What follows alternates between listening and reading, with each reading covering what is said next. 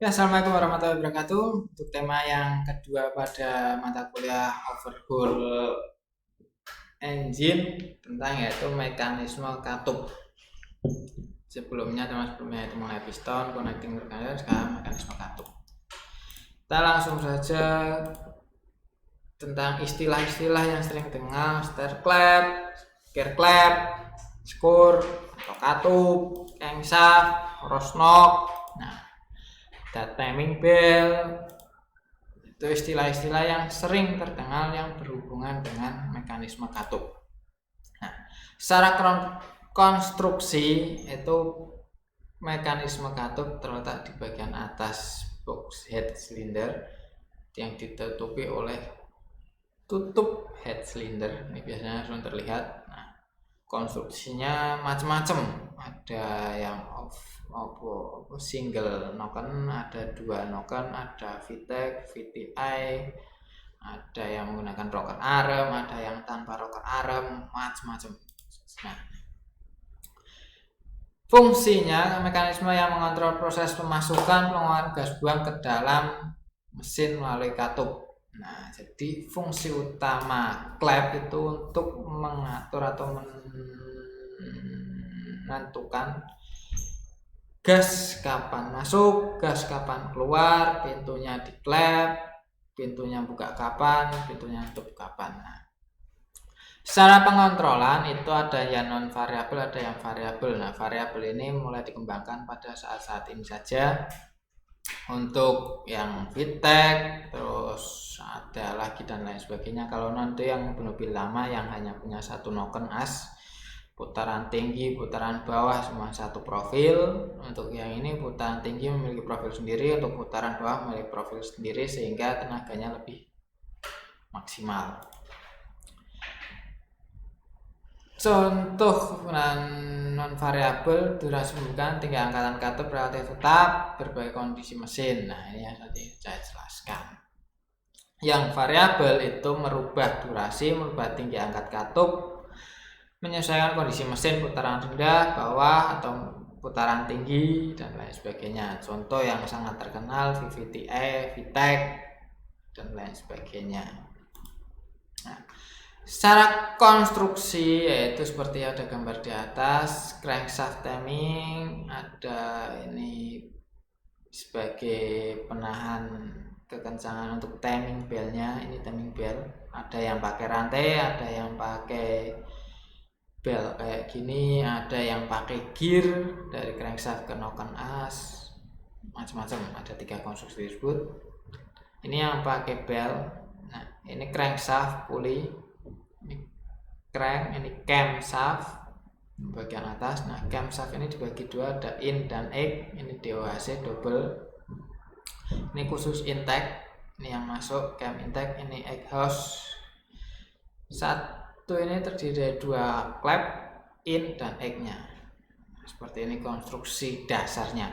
Ingat, 1 putaran crank, 2 balik. Sini 1 putaran camshaft, 2 putaran crankshaft. 1 cam, 2 crank. Itu yang perlu diingat. Lanjut. Nah, ini mengenai durasi pembukaan katup. Ini yang perlu kalian pahami. Nah, sini ini putaran ini berdasarkan crankshaft berputar. Yang pertama crankshaft berputar dari top dead center atau top atas, mati atas. Ntar ke bawah ini kondisinya intake valve open, berarti intake katup in membuka, otomatis langkah hisap. Piston bergerak dari top dead center sampai bottom dead center, titik mati atas ke titik mati bawah. Ternyata ada lebihnya, tidak pas di bawah tapi lebih. Nah, ketika piston mulai naik ke atas untuk langkah berikutnya yaitu langkah kompresi, nah, in-egg tertutup. Ini langkah kompresi, busi meledak, lanjut langkah usaha, piston dari bawah turun ke atas, in-egg juga menutup, terjadi tekanan karena ledakan. Nah, mulai membuka, ternyata piston belum sampai titik mati bawah, itu piston X sudah mulai membuka, sampai menutupnya ternyata setelah melewati top atau melewati titik mati atas. Nah, di sini ada dua kondisi di mana klep in mulai sudah membuka dan klep X akan menutup. Kedua klep mempunyai celah untuk udara bisa masuk atau keluar. Nah, ini disebut valve overlap. Ini yang perlu dijaga. Overlapping ini tidak boleh. Yang sering menjadi kasus klep saling tabrakan, klep dengan klep in kok bertemu lah, itu karena overlappingnya ini. Klep in mulai membuka, klep X mulai menutup, ini sama-sama kondisinya terbuka semua. Ini yang perlu diawasi. Nah, untuk di mobil karena itu memiliki yang umumnya itu 4 piston, nah, kalian harus tahu firing order atau urutan pengapian. Nah, yang sangat familiar di Indonesia menggunakan 1, 3, 4, 2 urutannya, yaitu piston 1 terlebih dahulu, dilanjutkan piston 3, piston 4, dan piston 2. Nah, ini sesuai urutannya 1, 3, 4, 2. Nah, berdasarkan urutan ini nanti kalian bisa melakukan penyetelan celah katup. Nah, yang perlu kalian perhatikan, ingat, celah katup bisa disetel ketika piston pada posisi kompresi. Nah, apakah nanti kompresinya harus satu-satu, tiap piston satu kompresi baru diukur, kompresi 2 diukur, kompresi 3 diukur, kompresi 4 diukur? Tentunya tidak. Ada cara yang lebih praktis untuk melakukan penyetelan klep.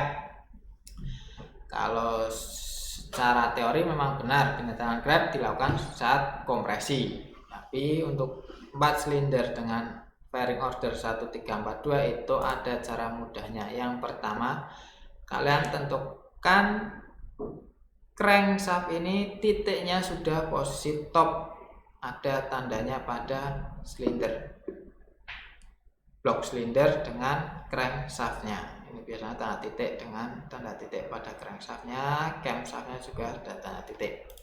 Setelah itu kalian bisa tentukan, dilihat itu termasuk top piston 1 atau top piston 4, karena 1 atau 2 kali top itu memiliki 2 kondisi yang berbeda.